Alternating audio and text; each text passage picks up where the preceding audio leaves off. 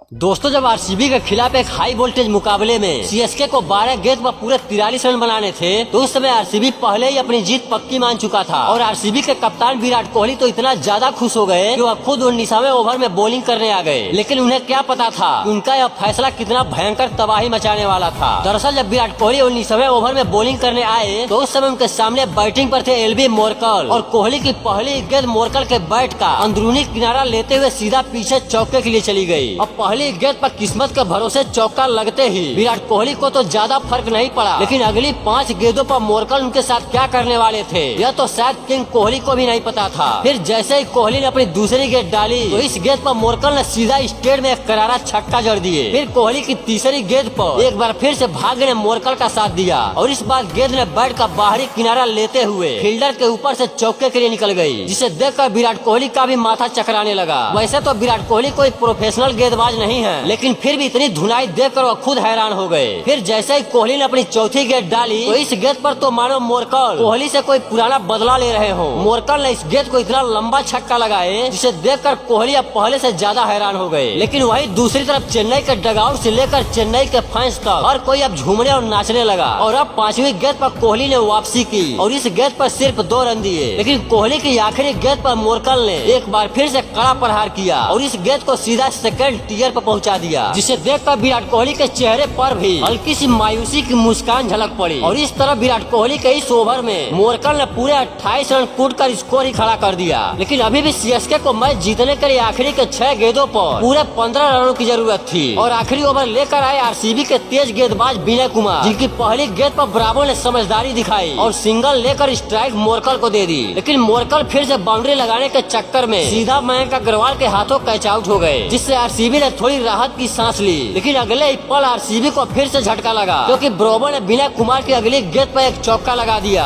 और यह गेंद नो बॉल भी थी, जिससे चेन्नई को पूरे 5 रन मिल गए। और अब चेन्नई को मैच जीतने के लिए 4 गेंदों पर सिर्फ 9 रन बनाने थे। और तीसरी गेंद पर ब्रावो ने फिर से एक और छक्का लगा दिया। अब चेन्नई को जीत के लिए 3 गेंदों पर सिर्फ 3 रन बनाने थे। लेकिन विनय कुमार ने चौथी गेंद डॉट डाल दी। फिर 5वीं गेंद पर विनय कुमार ने सिर्फ 1 रन दिए और अब चेन्नई को एक गेंद पर 2 रनों की जरूरत थी। और उस समय स्ट्राइक पर थे रविंद्र जडेजा। इसीलिए अब दोनों तरफ बेचैनी और घबराहट साफ नजर आने लगी, क्योंकि अब मैच अब एक ऐसे मोड़ पर आकर खड़ा हो गया था जहां से अब बता पाना काफी मुश्किल था कि आखिर मैच कौन जीतेगा, आरसीबी या चेन्नई। लेकिन जैसे ही विनय कुमार ने आखिरी गेंद डाली वैसे ही जडेजा ने पीछे की तरफ एक शानदार चौका लगा दिए और इस तरह चेन्नई अपने शानदार बल्लेबाजी की वजह से यह हारा हुआ मुकाबला जीत गई।